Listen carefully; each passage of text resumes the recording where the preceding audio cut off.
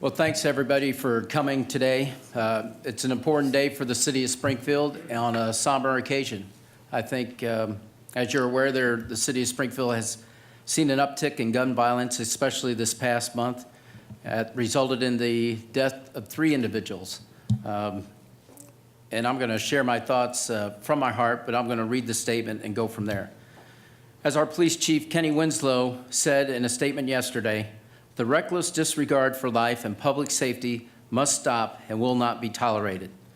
As mayor, I oversee 12 departments, including the police and fire, that all work on various projects and initiatives day in and day out.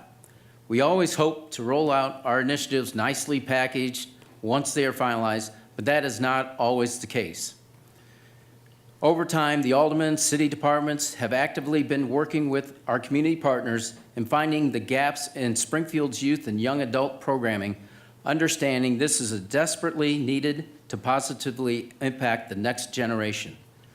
We would then work to identify the resources needed to create and sustain programs.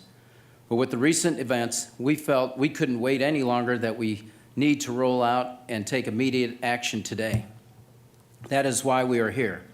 It is unfortunate that some of the youth and young adults have chosen to turn and reach for guns as a solution for their problems versus turning and reaching for a helping hand or a caring adult or mentor who could help with a positive conflict resolution. I am standing with community representatives to say this is a citywide issue. This is not a police problem or a neighborhood problem. It is a city of Springfield problem. So what we've done, or how we got to this point, Pastor Hill came to me probably about a month ago, and he ran a Phoenix program when my father was mayor back in the 90s. And how they came to that point is a similar situation with gun violence, gang activity, or whatever you'd like to call it. For me, I don't care who pulls the trigger. Killing is a killing, and we will not tolerate one in our community. I grew up when we had no killings, and now we have too many. And so during that time, they created the Phoenix program, which was a youth program, put youth to work, provided educational opportunities, personal life experience opportunities, religious avenues. But the bottom line is our youth knew that we cared. And that's really the message for today. We care about each and every one of us in our community. We want everybody to have a safe Springfield. It doesn't matter where you live. Everybody wants to go home, enjoy their family, and live life like everybody would like it to live. And do we have problems? Yes, we have problems. We have housing problems. We have homeless problems. We have drug problems. Of course, we have the gun problems. We have unemployment. But what we're trying to do is strive together to address those issues, but in particular, give our youth a bright future. Help them understand there are other opportunities than picking up a weapon and making that rash decision that wrecks numerous people's lives. It's just not the person they shot, that killed. It's themselves, it's their family, it's their friends. It just has that domino effect in our community that we won't accept, we're not going to accept, and that's what we pulled together. We're trying to work expeditiously to address this problem, and what we're doing is identifying resources to have summer program activity, and we're moving forward in that direction. So with that, I'm going to turn it over to Police Chief Kenny Winslow to say a few words, give an update on what he'd like to share with the public. Thank you all for coming out today. I appreciate it. The people who stand with us, some of the people that are still in the crowd here that support this, we all want a safe community for everyone. We want a quality of life that everybody can enjoy, where everybody can be safe and not be fearful to walk about their neighborhood, walk where they do things they go about their normal life to live their life. As far as the ongoing shooting investigations, I really don't have any updates on what we already released yesterday. We are still actively working the Miss Malone case. Detectives are out running down leads as we speak today. But one thing we have done is that we've partnered with Crime Stoppers, who's been a partner for many, many years throughout Sangamon County, and they've agreed to increase the reward not only for this homicide, but all homicides throughout the rest of the summer. And I'll let Terry Farmer and Jim Donald talk about that shortly, and they can explain a little bit more about that. But in regards to our youth, I stated yesterday, and I can't stress this enough, we have to know what our youth are doing, where they're at, who they're with. We have to engage them. That's the only way you're gonna know that, to know who they're hanging with. It starts at home. And one of the things we've been doing behind the scenes, when we talked about yesterday how we do things traditional police work and non-traditional, one of the things we've been doing is we've been going around to our at-risk youth, their homes, speaking with them, speaking with their parents, speaking with people who may be influential over them, maybe a grandparent, et cetera, and trying to engage them and tell them, this person, this youth has come to our attention, not because we picked them out, but through data in our own police department. And that data may be from people being located at scenes of homicides or shootings, or been involved in a homicide or shooting, a suspect, a witness, somebody who's constantly showing up at shootings, et cetera. And having that talk with them that your child's at risk. We know this. The data points us to that. And, you know, the response from the parents and the loved ones, it's been mixed. Some of them are in disbelief. Some of them are, oh my God, I've been trying to do everything I can. I need help. I can't do it all by myself. I'm working 2 jobs. I'm a single parent, et cetera. To people who just can flat out, hey, he had to pick a side, or she had to pick a side. What we are dealing with in our community is a reckless disregard for life. We have to value life. We have to respect each other. And we have to know how to resolve our issues without violence. When we talk about this, and people ask me, Chief, how does this happen? How does this go down? It's across the board. Some of the stuff is so ridiculous, you wouldn't believe it. It could be a posting on social media where somebody felt they were disrespected. It could be a school fight that happened 2 years ago. It could be that somebody flirted with someone's girl or inappropriately touched someone's girl. These disagreements just keep going. They don't let it go. We got to learn how to resolve those. The other issue that we have to do is we have to stop the flow of illegal guns into our community. There is an abundance of legal guns on the streets right now. Everybody we talk to tells us that they can get a gun within 15 minutes. We've done a lot behind the scenes of building coalitions for the way to legally purchase a gun. We know who's legally purchasing a gun. We're working on how are we getting the illegal guns and how are they coming into our community. We have theories, we have thoughts, we have ideas, we have certain information that people are providing us, and we're trying to address those issues. The message today for me is twofold. One is, what can we do as a community who care and love our children, give them options so they do not go down these wrong roads.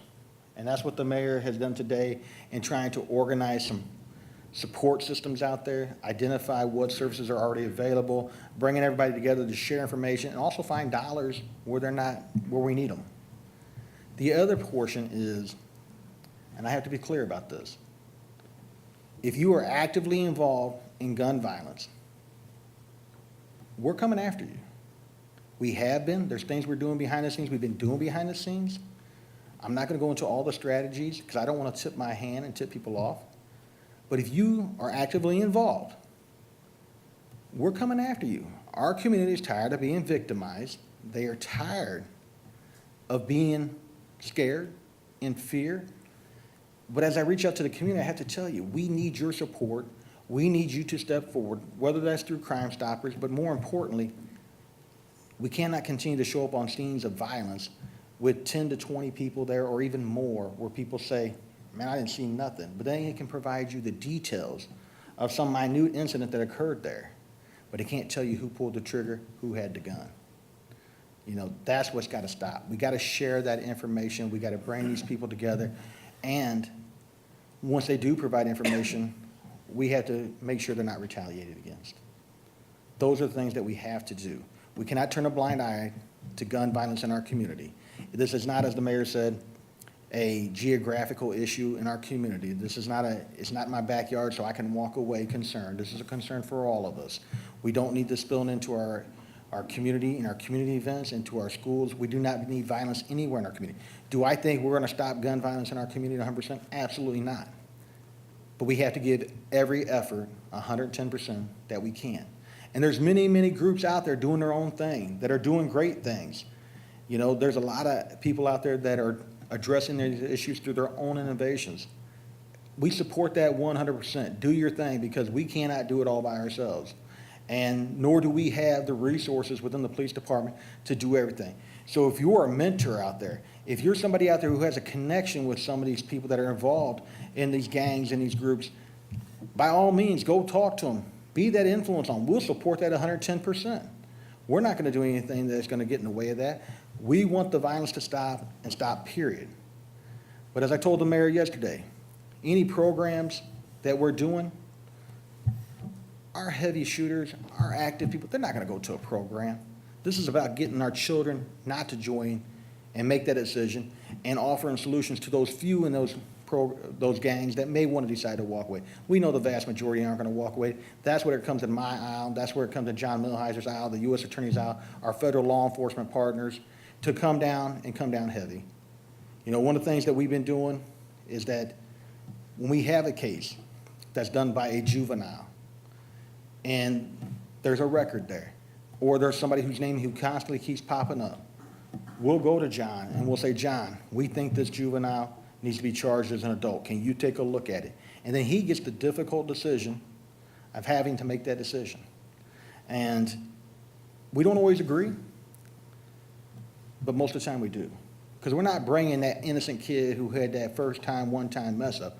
We're bringing that kid who's been stopped with 2, 3 guns, who's been on the scene of multiple shootings, who's out there saying, I'm part of this gang and I'm part of that gang and I'm doing this. And those are the things that we're doing. You know, when we have youth in our community driving around looking for opportunities to shoot and kill people, there's a problem. There's a problem out there. And it's not just young males, it's young ladies. So we need people to engage these youth, to address them. And again, any help we can get, we're willing to take it. I don't care if it's from the faith community, if they're engaging people. I don't care if it's from social services in our community, whether it's the Urban League, whether it's our sororities, our frats, whoever can do their thing, do it. Because it takes all of us. And we can't do it all alone.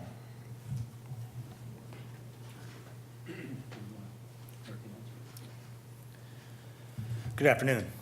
Thank you, Mayor. Thank you, Chief. Thank you, members of the City Council. I wish we were here for different reasons today, and Mayor, thank you for your efforts in trying to make the city a better place. It's good to hear some of the things that are underway that you've been working on. You know, it makes you, when things like this happen in our city, it makes you say to yourself, and I had this occur to me a couple days ago, is, you know, what is really important? What is important to our city? Well, I think what is important is the safety of our kids. What is important is the safety of our neighborhoods. And what is important is the safety of our city as a whole. Now, this great city has seen many, many challenges in its storied history. And good and bad, things have happened here, that's for sure. We've had tornadoes, we've had violent events in the past, we've had shootings when Mayor Langfelder's father was in office. And unfortunately, we're back there again today. And I can't thank you all enough for being here, because it means you care about this city. We have so many organizations that are willing to step up to the plate when Springfield is being challenged. And it gives me great pleasure today to introduce one of those organizations. Mayor Langfelder gave me a phone call yesterday, and he said, Jim, I know you have some contacts at Crime Stoppers. Do you think that they would be willing to raise the maximum reward to $5,000. The maximum reward now is $2,500 for murders. And lo and behold, less than 24 hours later, I'll let Terry talk about what they decided. But we can't thank Crime Stoppers enough. And on that note, Terry Farmer, if you come forward and please talk. Thank you, Jim. Appreciate it. Thank you, Mayor and Chief Winslow. After receiving a call yesterday from Jim Donlin on behalf of the mayor, Crime Stoppers had an emergency meeting this morning. Our normal payout for tips to the public is $2,500. This is a special case that requires special attention. And so we acted quickly this morning, and we are now offering $5,000 cash reward for any tip that leads to an arrest of a murder. And so we ask the public to step forward. The beauty of the Crime Stoppers program is the anonymity. You can call Crime Stoppers, you can remain anonymous. If you know someone with a gun, a student, a young child with a gun, call us. You can remain anonymous. We will take care of it from there and work with the caller to keep their anonymity. So we're excited and proud to do this for the mayor. And again, I applaud Mayor Langfelder and the Alderman Donilon, for bringing this to our attention so that we can move forward on this project. Thank you, Mayor.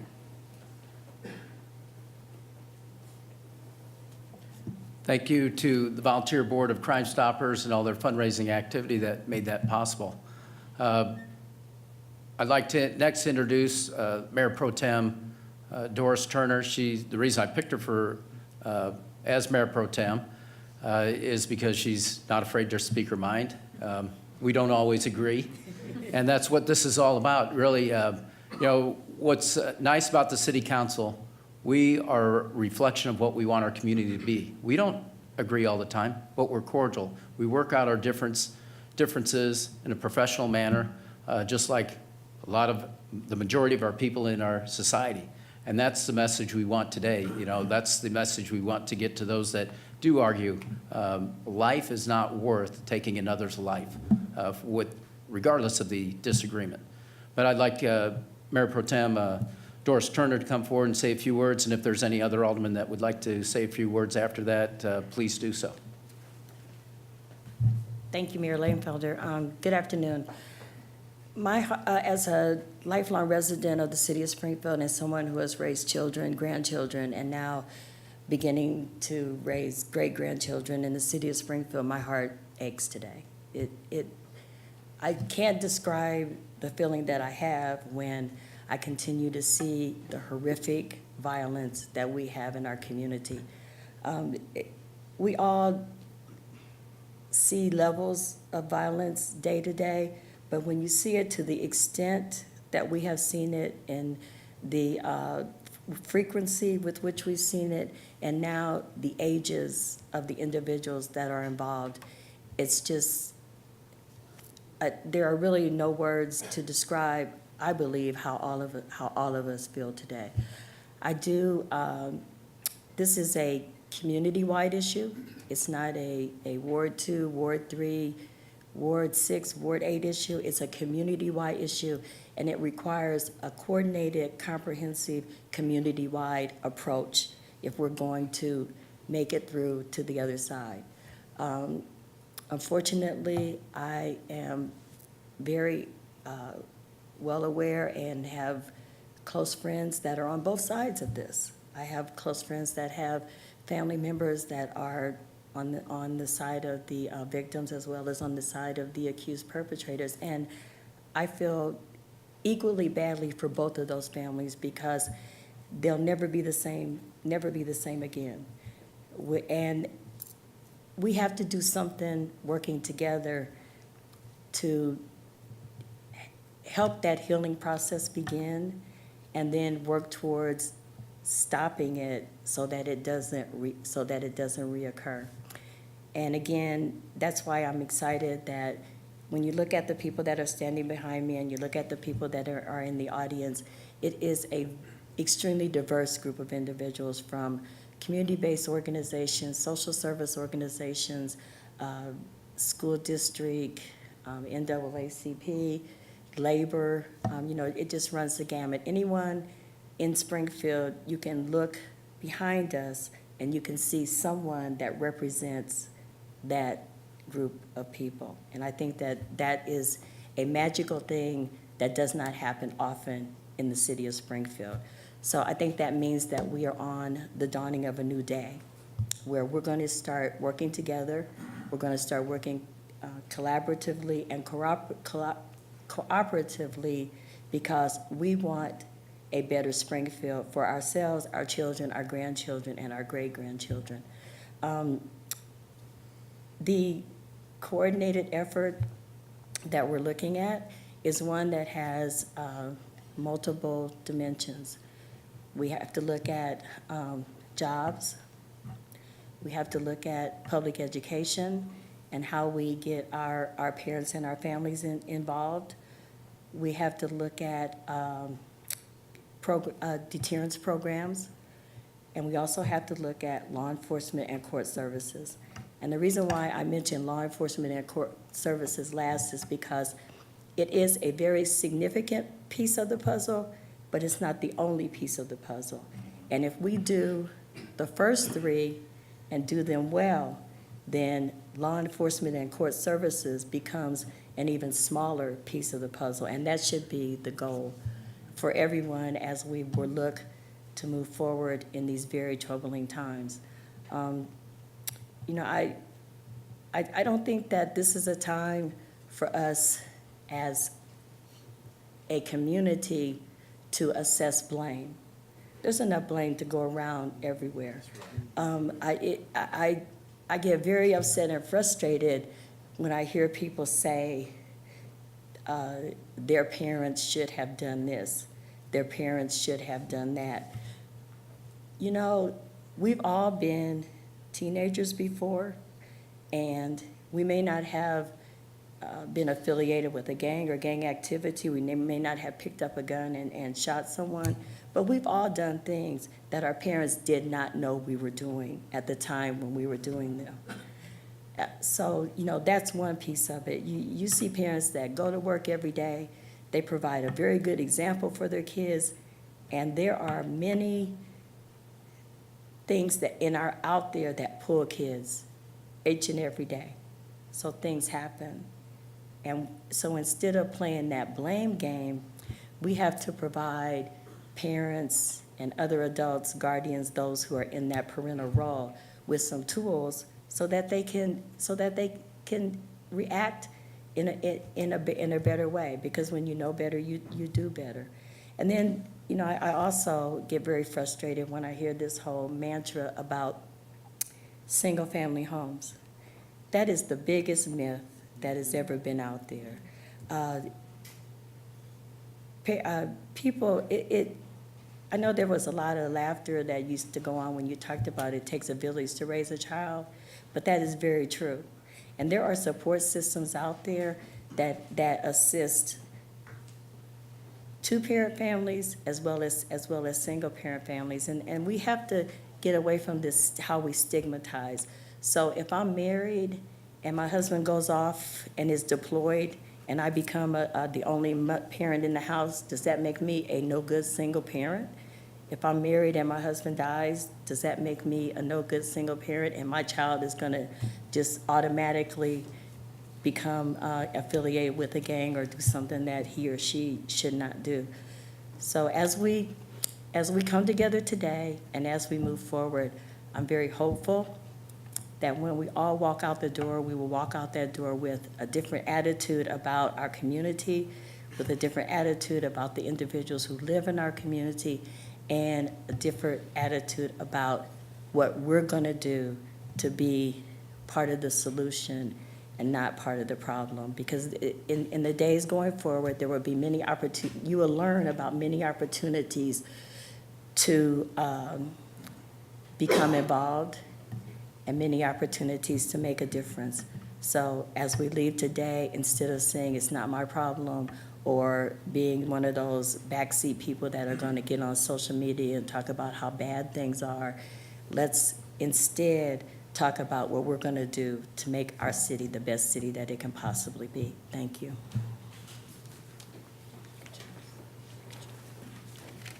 Thank you, Alderman Turner. Also with us is Treasurer Misty Busher, and as well as Alderman Donlin, but I didn't know if any of the other aldermen, Joe McMinimum, Andrew Proctor's here, as well as Chris Tyland, John Fulgenzi, and Alderman Herman Senior. Very briefly, Joe McMiniman, Ward 7. Thank you, Mayor and Police Chief, and all the assembled community and elected leaders here today. It's an impressive unity of community. Very briefly, as they say, idleness is the devil's playground. We're moving into the summer period. So each of us, individually and collectively, we've got to think how we're going to engage our youth, our young adults, keep them busy with jobs, activity, keep them busy with productive activity. So again, idleness is the devil's playground. Prevent our youth from being idle. And I think we're each pledged to help solve a community problem. So thank you, Mayor and Police Chief, and everyone assembled here today. Thank you.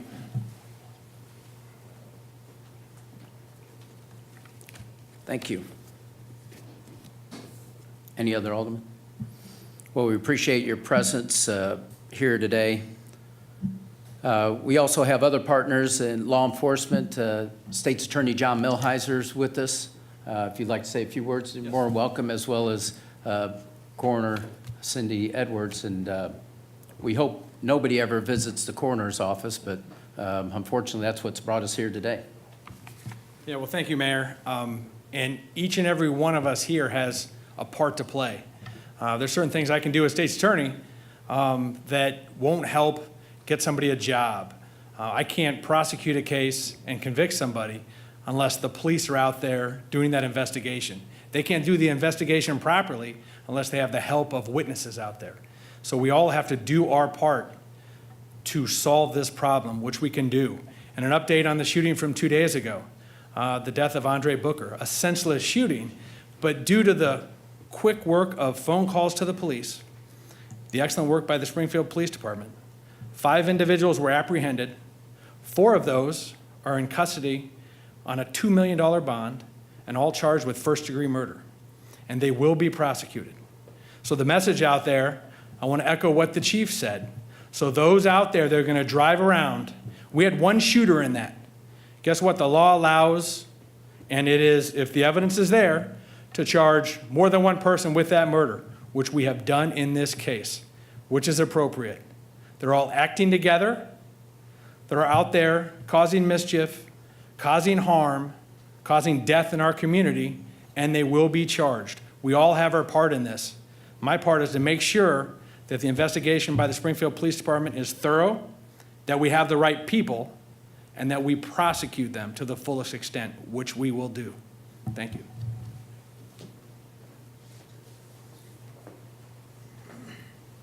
I'd just like to say that I don't think anyone would be disappointed if our office wasn't as busy as it's been. And we are very up and close and personal with the families, and when we've seen a lot of devastation, like it was said, on the side of the family that's lost a family member, and on the side of the person who committed the crime. So my hope is that this endeavor can bring the community together and reduce these acts of violence. Thank you.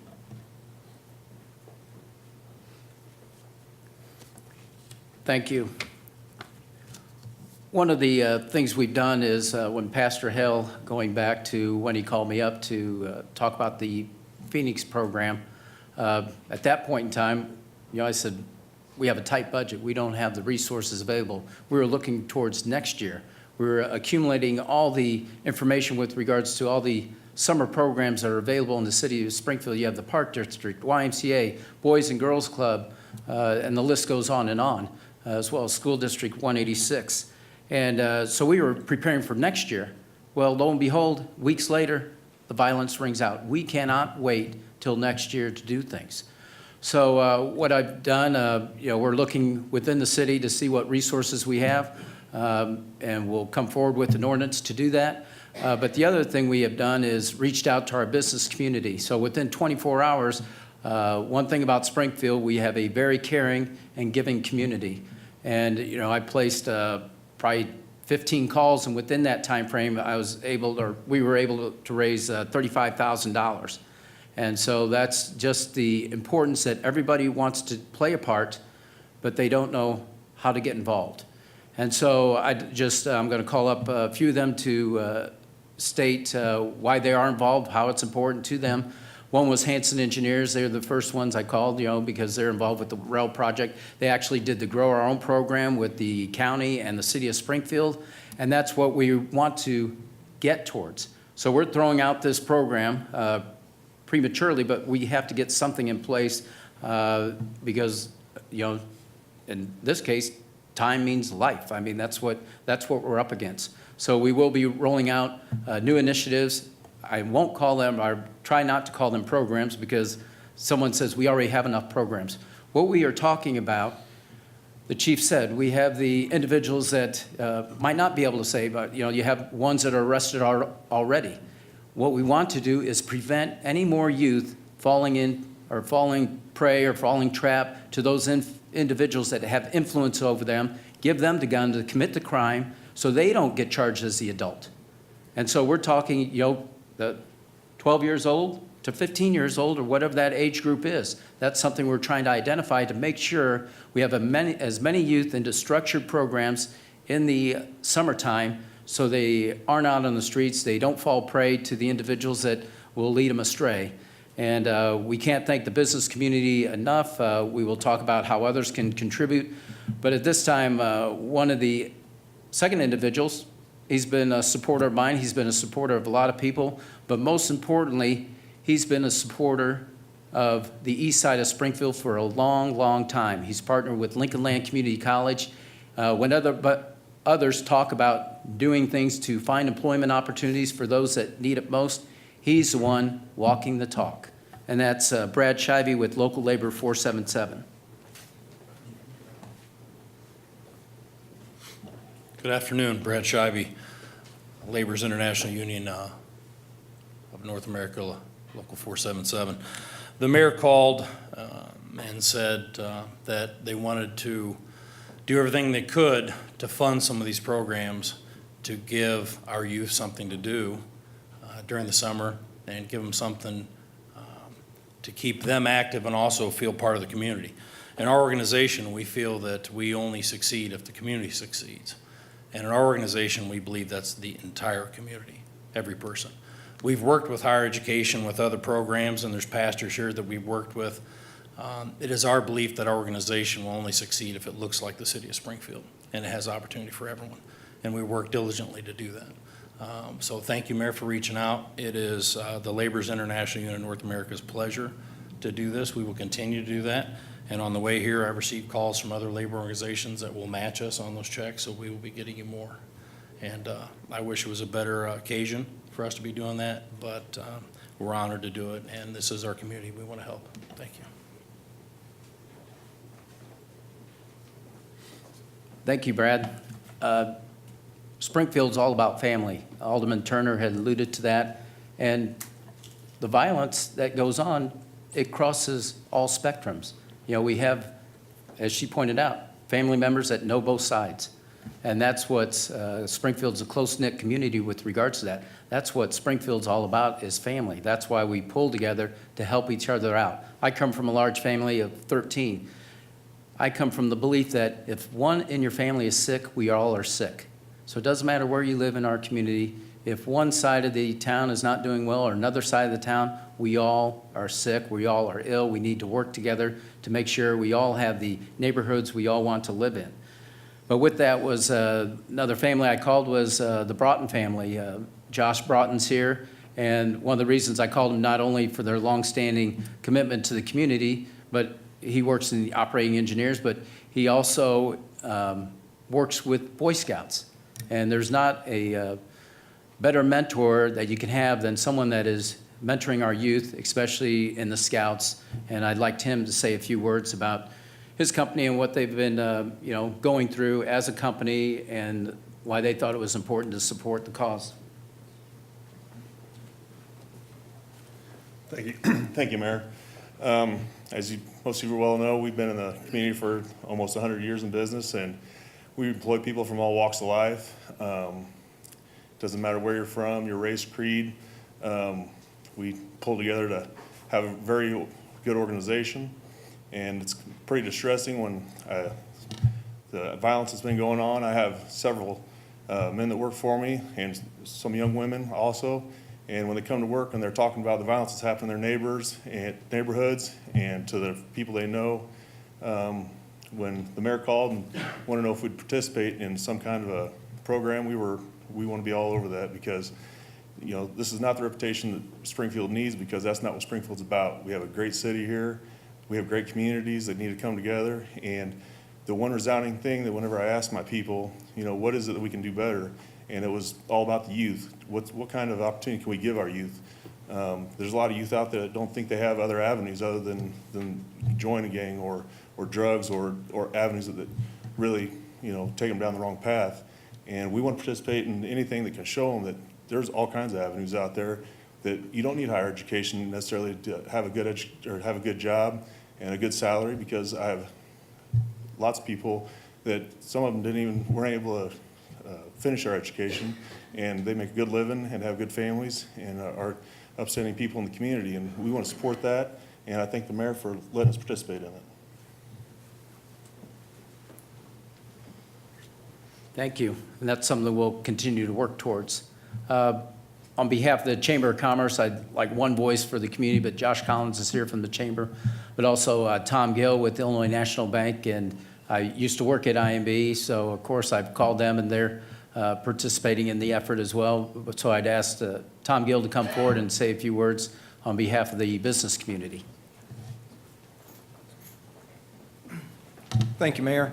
Yeah, I'll echo Brad's comments that the business community is only as successful as the community itself is. And there's nothing more important than the well-being of all of the citizens of the state, or the city. So the business community is very much going to participate in this, and I'm sure we'll do what needs to be done. I applaud the quick effort, Mayor. This is lightning speed, so good effort.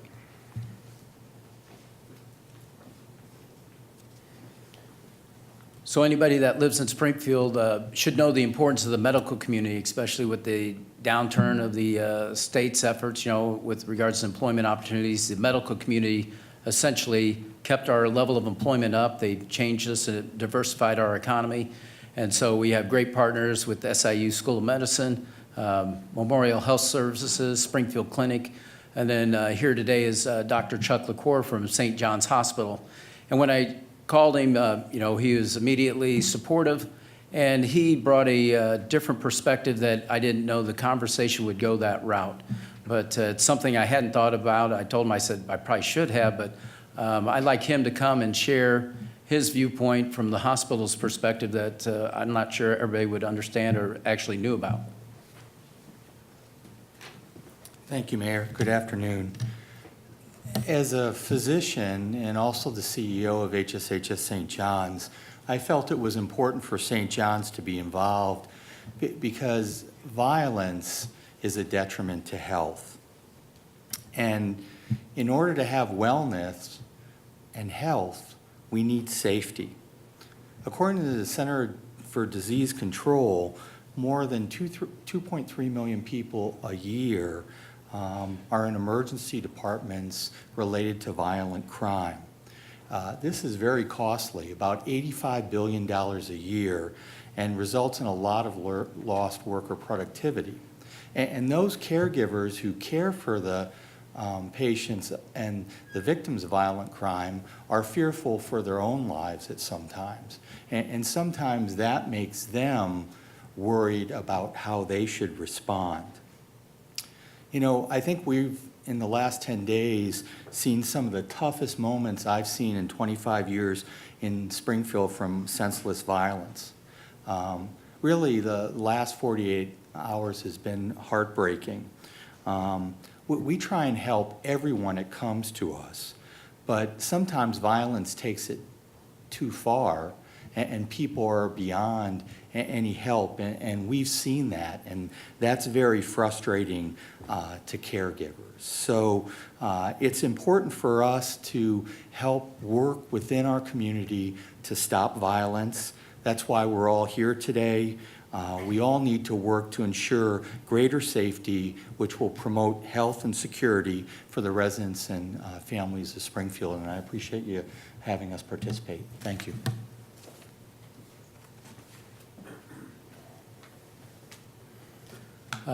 Next is, of course, as I said previously, we were looking at the avenues for summer programming, things that are available, because what we want to do is fill the gaps. We don't need duplication of efforts. We want to fill the gaps and really get to those that aren't registered into structured programs through the school district, park district, YMCA, things of that nature. So that's what we're going to work towards. But I'd ask Jennifer Gill, Superintendent of School District 186, to come forward and say a few words on what they have, as well as recognize some of her staff. I know there's some teachers here, some athletic coaches that our youth look up to. They are great role models. And really, Jennifer Gill is a leader in our community that she's done a fantastic job of changing the direction of School District 186 and putting it into the direction we all want it to go. So with that, I'd like her to say a few words. Coaches and administrators, come up and stand behind me.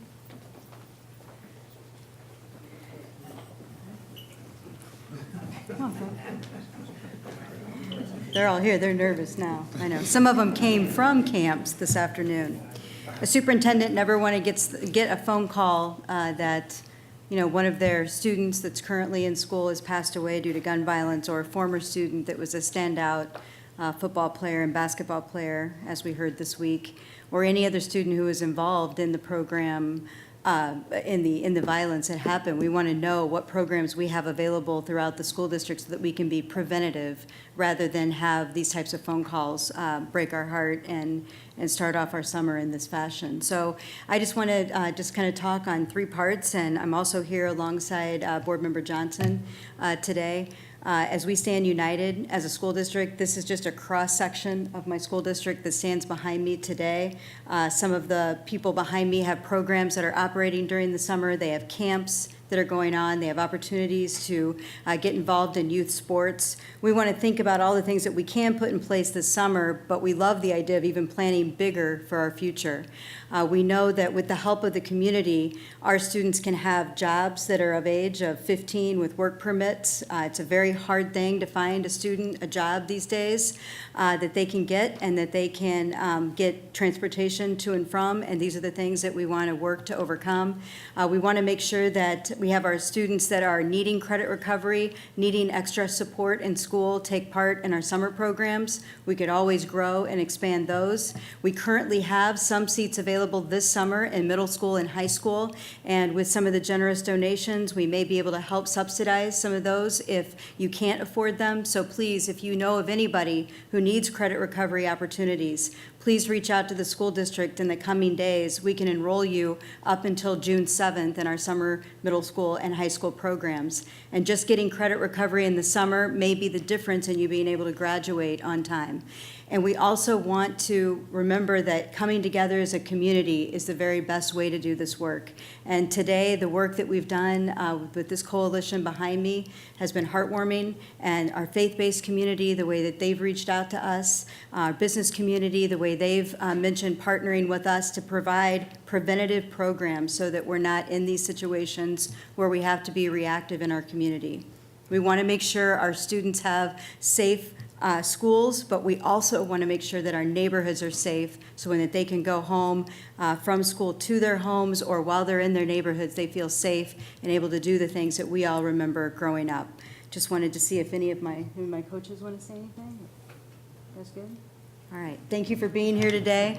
And they're all like, nope, you got it, Foss, right? All right. And I've got a couple administrators here beside me, too, that help me plan and work to make things different. So thank you, Mayor, for bringing us all together today, and I too applaud you and everybody. And Kenny, we work together a lot, and I think that coordination and that work between the school district and the police department is one that is to be commended, and it's a model for the state.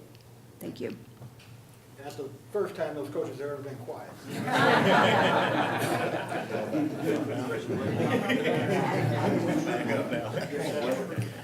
Yeah, thank you, Judy Johnson, school board member, as well as the mayor or village president of Jerome is here, Mike Lopez. We appreciate his presence.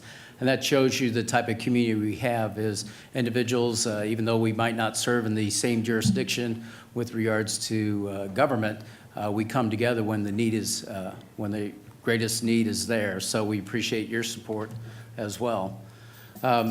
With regards to moving forward, there's a lot of non-for-profit organizations. They are the heartbeat of our community. You know, they have the ears to the ground, and that's why we rely on them so much.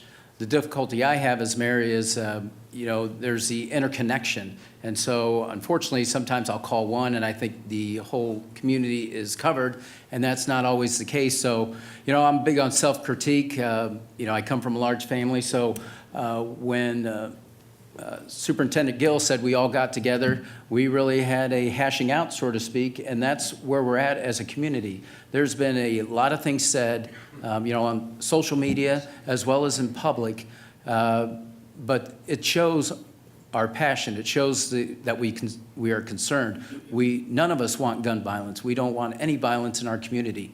And I think that's what we're seeing is the emotions where people really don't know how to help, and that's what we're here to do, is to provide that avenue. But before we make some of those announcements, I'd like to introduce some of our community members, and they're free to speak their mind or whatever they would like to say. And the first off is Teresa Haley of the NAACP. Good afternoon. This is our community, and the NAACP is the oldest civil rights organization in the world, and it's not just about Black folks, it's about all folks. And as we look at the shootings that have taken place in Springfield, we really need to look at all folks and all of our community. And what can we do to save our youth? Because our youth are not only our future, they are here now. So we need to find ways of engaging them, getting them involved. The NAACP has operated a back-to-school, stay-in-school program for over 25 years. We have a 99% graduation rate. What we discussed today in the meeting was that we are willing to do something similar this summer, like a back-to-school, stay-in-school camp. My church did a shepherd's camp, and as soon as I walked in the building, I saw Angela Harris, and I said, I got a program for you. So the NAACP is definitely on board. We want to teach them some life skills. We want to talk about diversity. We want to talk about self-esteem, how to do some financial planning, how to do resume building, and just community awareness. So that's what the NAACP is willing to commit this summer and the rest of our lives here in Springfield. So thank you for that opportunity. Thank you, Teresa, for your leadership and all you do for our community. Next is I'd invite Pastor Freeman to come forward. He's the new president of the Ministerial Alliance. I'd like him to give us words of wisdom. Pastor Freeman and I go way back in my banking days, and we were doing a lot of community initiatives at that point in time. I did community reinvestment, so we walked a lot of the same streets, built a lot of the same programs, so we could make sure that we had a great community that everybody could be proud of. So at this point in time, I'd like him to come forward and say a few words.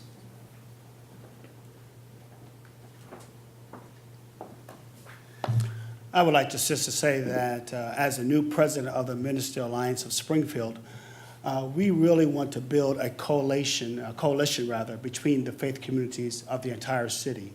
That's why me and Mary Mustafi of the Greater Springfield Interfaith Association and work with other organizations or other faith communities to be able to say that we have to show forth unity. And one of the things that me and Miriam are going to be really pushing, and that is that we stop talking bad about what our children are, or speaking bad words into them, or talking about how bad they are, but instead talk about hope. And we're supposed to be people of faith, so we need to be spreading hope. So we're going to be calling faith communities to be able to speak about hope and press into your faith, because we believe that faith is the fact that you have hope. And so we're going to be asking clergy across the city that they might be able to speak about faith and about hope. But secondly, we're going to be challenging the faith community that we would do our part, hire a young person. We have, like the Boy Scouts of America and Girl Scouts, they have equipment, they have all of the uniforms, they have all of the material, but we can't find mentors. Faith community, we might be able to engender or solicit some mentors. Even the Boys and Girls Club or Big Brothers and Big Sisters, they're all looking for mentors. So we're going to be challenging the faith communities to be able to do that. Then the biggest thing that we're going to do is what we don't do, and that is come together. And so as a faith community, you're going to see some great things happen in the city of Springfield. And so we can demonstrate how to be diverse, but yet be one. Have our opinions, but yet still love one another. So thank you, Mayor, for giving us an opportunity to be challenged as a faith community, that we might step forward and live into our own hope that we preach and teach every day. Thank you.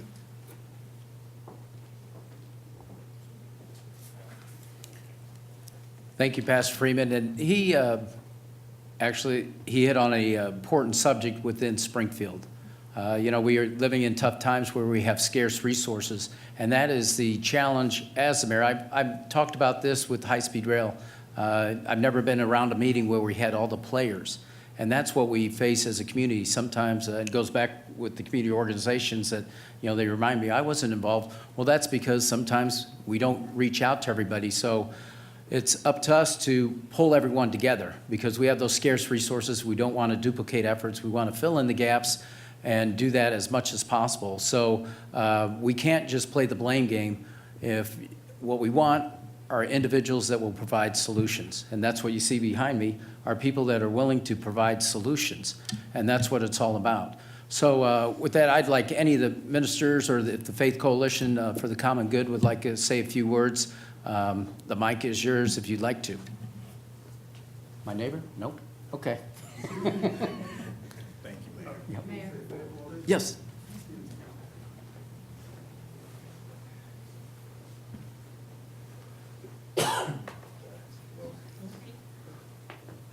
Good evening. I'm Reginald Dale with the Faith Coalition for the Common Good. I represent CUJO, acronym for Communities United for Justice and Order. It's our criminal justice task force. I want to get to the meat of things right now because most of the people, 99% of the people that has passed away on the east side of town, I've been some kind of way related to them, not by blood, but by relationship. And it hurts my heart, when I see a city divided. Right now, what I'm saying, one of the best things I heard since we've been here, I don't remember who said it, but we were saying that we need all of us to come together. We need different components, When I look behind me, what I'm saying, it's a very diverse, beautiful group of people, but at the same time, it's a missing piece. What I'm saying? It's the missing piece is the street people, the people like myself, the people like this young man right here, what I'm saying, that's been out there. We've been the shooters, what I'm saying? We've been shot. We've been blessed to be able to get out the street. So I want to take my blessing, my present, which is my life, for still being and be here. My blessing is my freedom, because I'm out here on the street. I'm not locked up like most of my guys.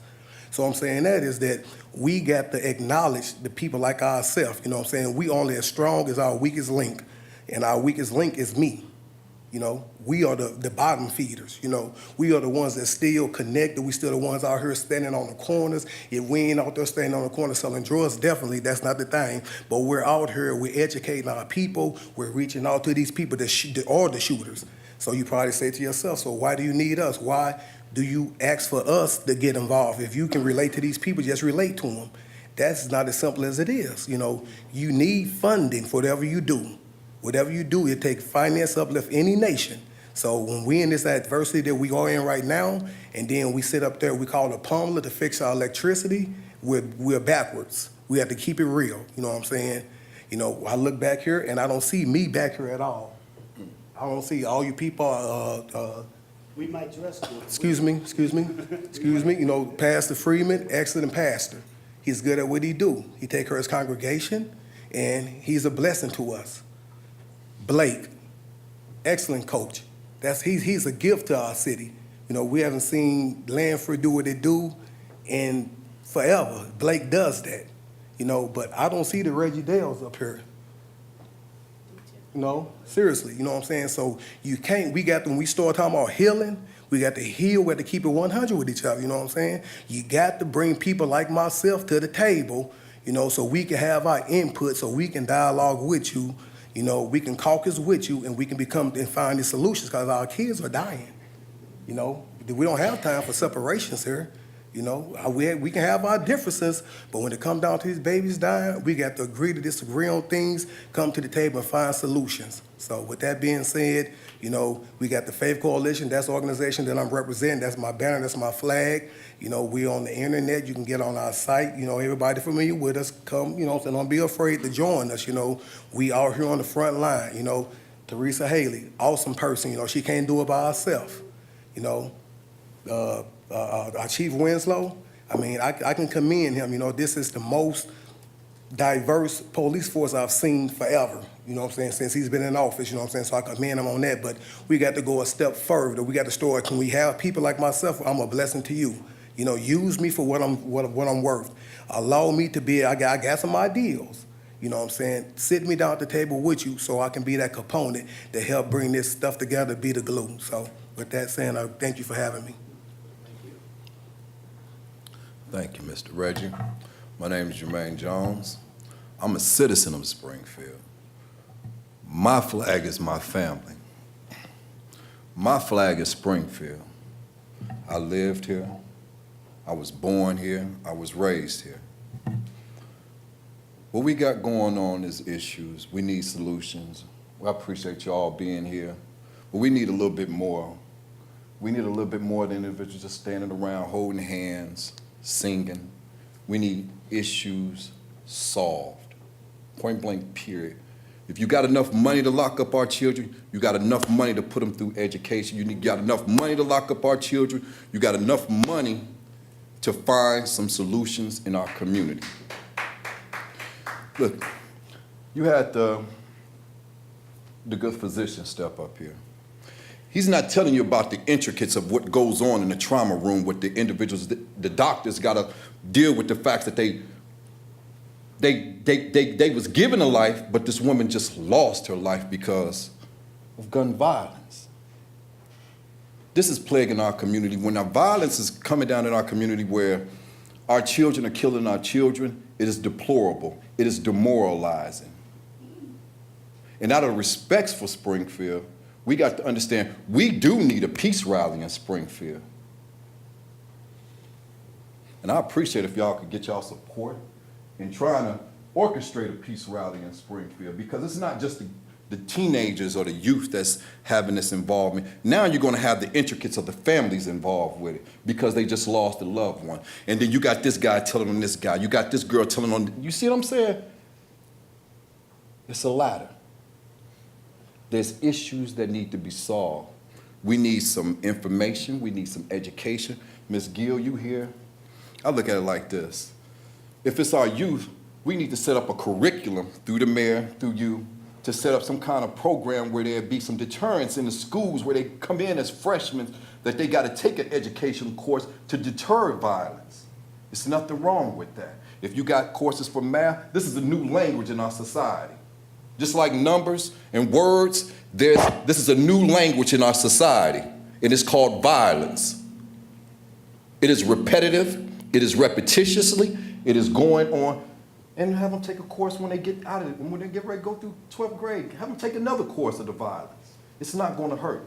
Set up an agenda where it can happen. It's not going to hurt them to take an extra class of violence to deter some of the violence. If the parents are not reaching them, well, let the education system before Chief Winslow and them reach them. Because see, it's not just only our children that's in jeopardy. You're going to put me in jeopardy, and I want to live. I want a safe future. I want a safe summer in Springfield. I would love to see a peace rally. There's nothing wrong with getting off a peace rally in Springfield. It is nurturing, it is healthy, and it's going to be fun. It's going to be fun. We need one soon. I'm speaking about like June, the end of June. Juneteenth is Juneteenth. Let that be what it is. Let that happen at Comer Cox. We have other landscapes that's right there on Martin Luther King. We have a Mecca that's right there.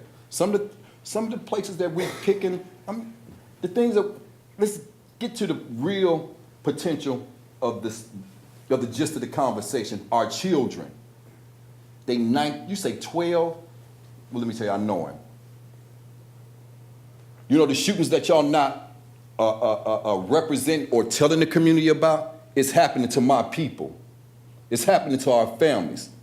The shootings that's going on around churches, it's disrespect. We need to stop the disrespect. We need to stop the violence. And we're not asking all of you, because only y'all can only give and y'all can only supply so much. But the instruments of what y'all have, the talents of what y'all have, it can be utilized in our communities to uplift the community. That's all we asking. We're not asking for much. We're not asking for all of you.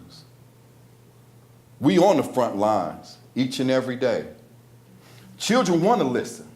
Their parents want to listen. They want classes to attend. They want ways to show them how they can groom and nurture and show their children etiquettes. That's Springfield. That's what I was taught through District 186. If they want to shoot, bring back ROTC. If they want to shoot, send them to the military. Find out programs how to usher them into the military. If they want to shoot, find a way to make them a part of Springfield Police Department. You ain't got to lock them up. They doing wrong, okay, we understand that. Let's find a way to solve these issues that's going on in our community. It don't take that much. Let's find a way.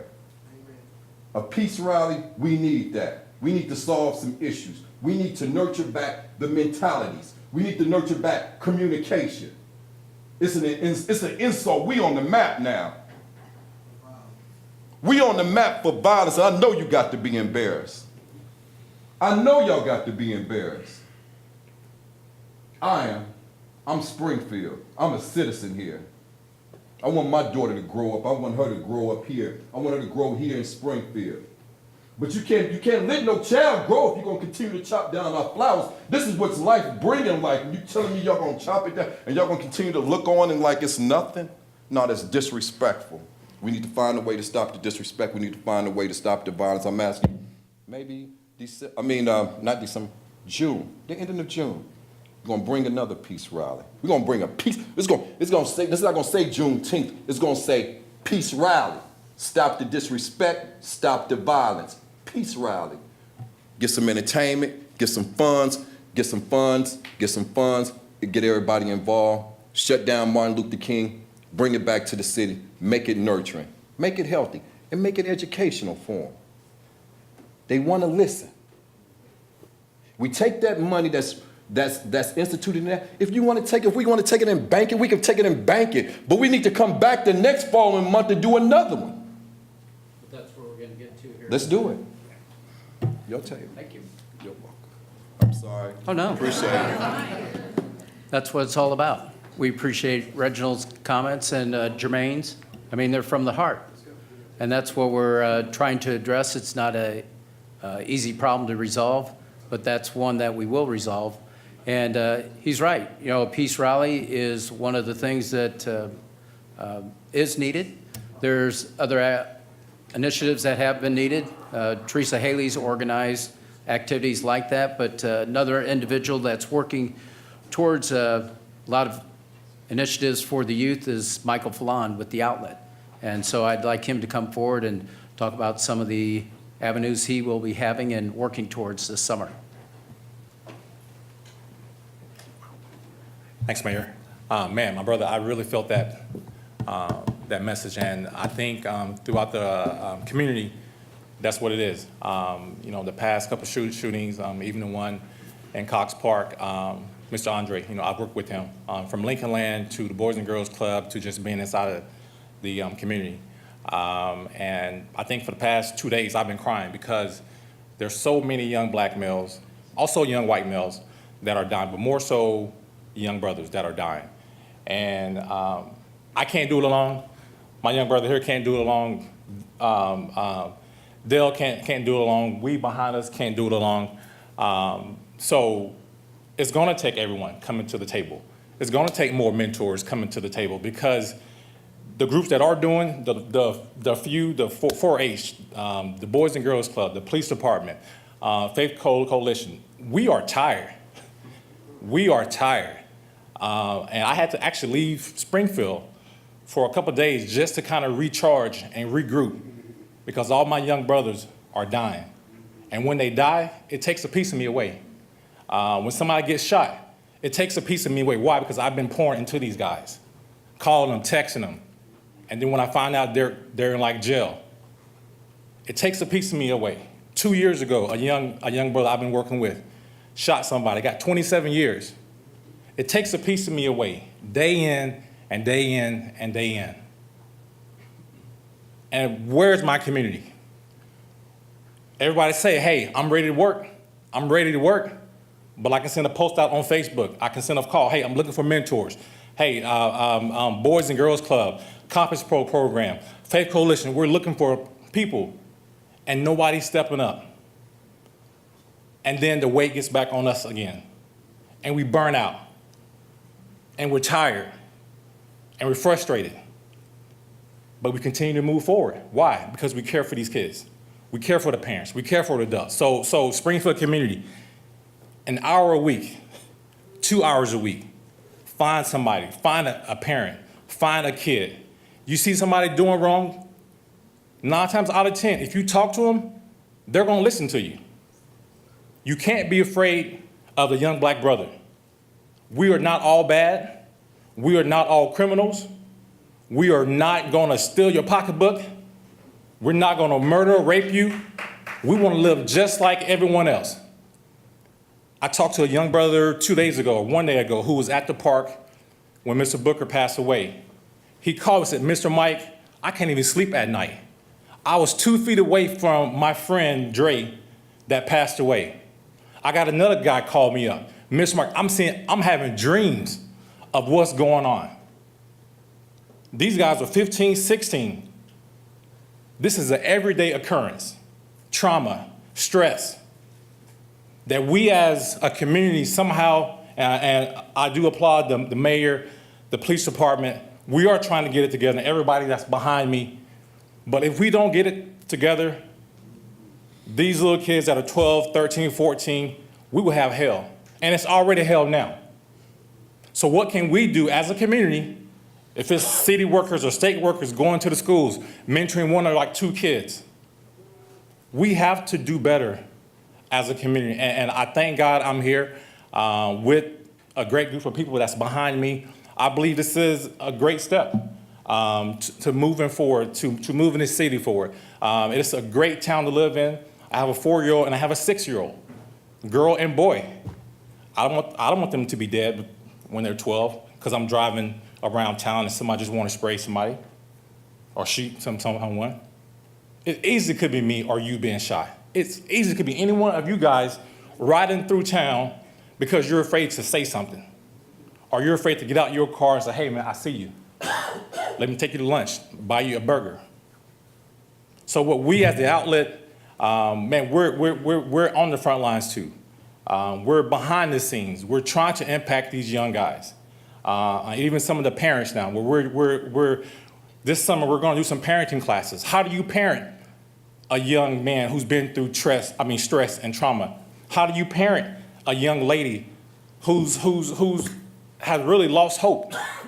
So from the health community to the faith community to all these different organizations, we need you guys, from Compass to the Boys and Girls Club to the outlet to 4-H. Erica Austin, she deals with about 100 young ladies doing great work in the community. Clear Bag Initiative, doing great work in the community. We need you guys to step up. We don't have all the finances, all the resources. So we need to hold the entire community, not just the east side, north side, south side, everyone to come together and make Springfield better. Thank you.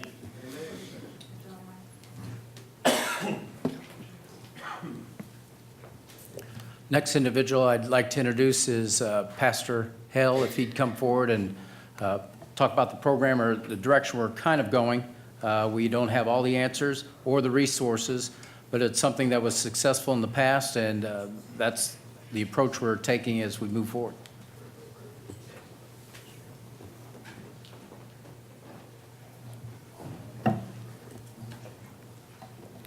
Several years ago, in an effort to address some of these same concerns, the Ministerial Alliance developed a program which was called the Phoenix Project. And the project was seeking to address needs in the community, not only with the young people on the east side, but they impacted some of the same problems that were existing throughout Springfield. On the east side at that point in time, there was no organized recreation for young people. There was a great need for academic assistance, young people who were having low grades, some who had dropped out of school, etc., but they needed academic assistance. And so what we sought to do when there was no money or no opportunities, or very few, if any, opportunities for young people to be hired. So employment was a great problem.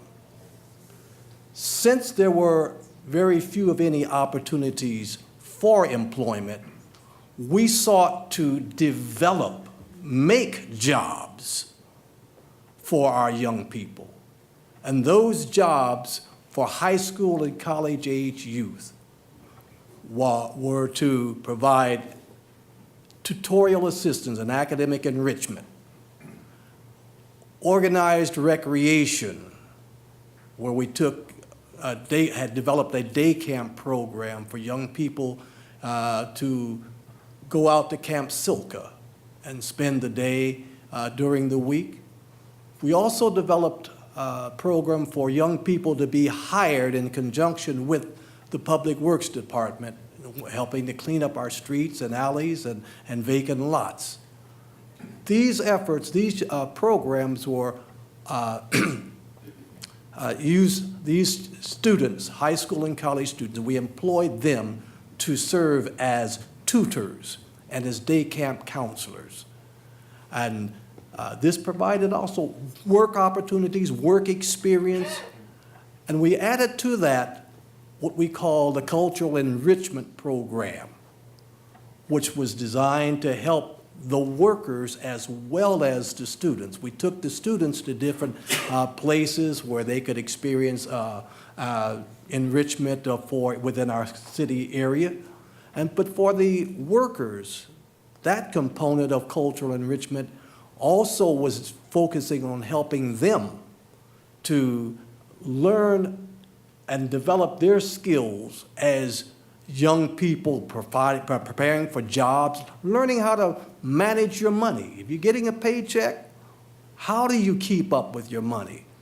What values do you have to keep from wasting your money? Preparing for college. We took some of them to different college campuses as well. So these were enrichment opportunities.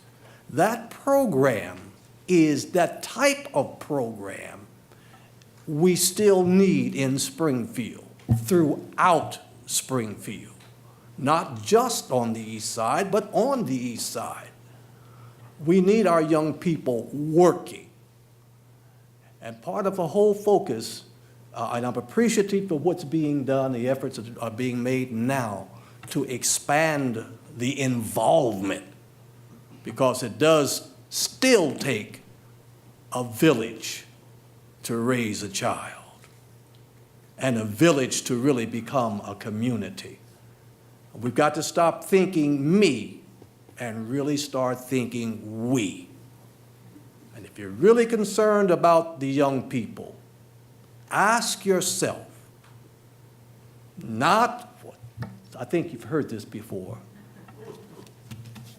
not what Springfield can do for you and the youth, but what can you do to help make this community a community concerned about the development and enrichment of our youth throughout their lives?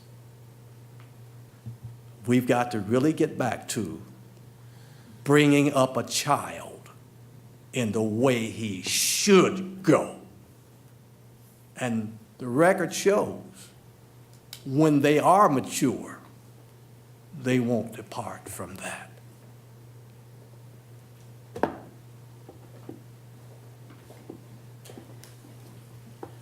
Thank you, Pastor Hale. I really appreciate the statement.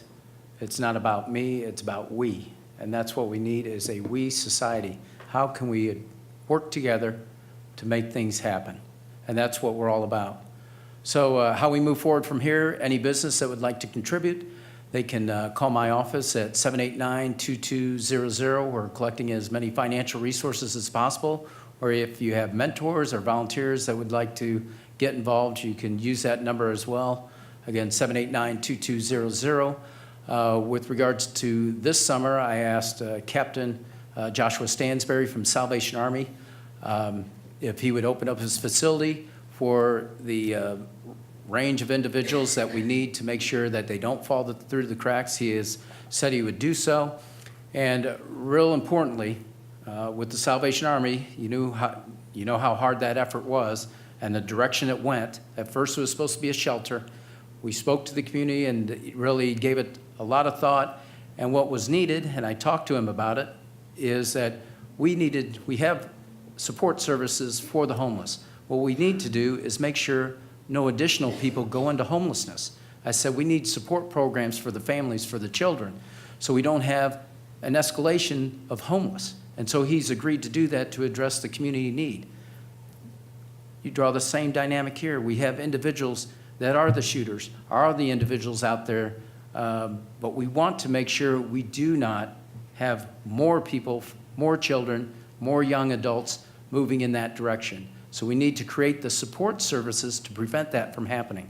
And that means family services for the mothers, fathers, the guardians, as well as the youth. And that's what we're working towards.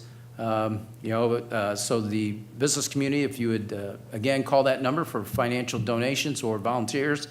With regards to individuals that want to be the mentors, we need volunteers. We don't have the resources to pay people, unfortunately. We might have a few, we'll do what we can, but really it's important to have the youth learn those job skills. We need adults to teach our youth. We have a lot of retirees that receive great salaries from our community. We ask for their help to impart their knowledge, their expertise, what our community gave them. We want them to give back to our youth and help us in this effort. So we ask that they would call the Community Relations Department. They can contact Juan Huerta, if you'd like to come up, Juan. He's the Director of Community Relations, and that number is 789-2270. And I have told Captain Josh Stansberry of Salvation Army, Juan is going to spend his entire focus this summer on this initiative with regards to these youth activities. How can we prevent further deterioration of or cease the escalation of gun violence and get more youth involved in a positive manner? So that's the direction we're going to take. We are going to continually to meet. But at this point, that's where we're at. We're going to build upon it. It's not a perfect process, but that's the best we could do in a short amount of time. But we are going to build on our strengths as a community and move forward together so we can have the type of safe neighborhoods that we all want. So with that, I don't know if there's anything you'd like to say? Thank you, Mayor. I just want to say that I'm looking forward to work with Salvation Army, the Ministry Alliance, to help our youth. We have some ideas already. I met with the mayor already, and we're hoping to get the youth busy, get some different types of leagues over there and help the community. Thank you. One thing, this Monday at 9 a.m., Salvation Army will have a youth training program for the volunteers that are hoping to volunteer in the Salvation facility to help in this initiative. So they can show up Monday, but what we'd prefer is if they call Juan Huerta. There's limited seating. We can take 20 individuals. But I think the more we can get, the better. So there'll be additional training, but the first one will be Monday, 9 a.m. It'll be a 4-hour training session for those mentors or volunteers that would oversee youth activities or be mentors to them. But it will essentially help them learn how to, be in that type of environment to really be a mentor or, make sure that they know what's expected upon them to be the volunteers that we all need. So with that, I will open it up to anybody, any questions or anything of that nature.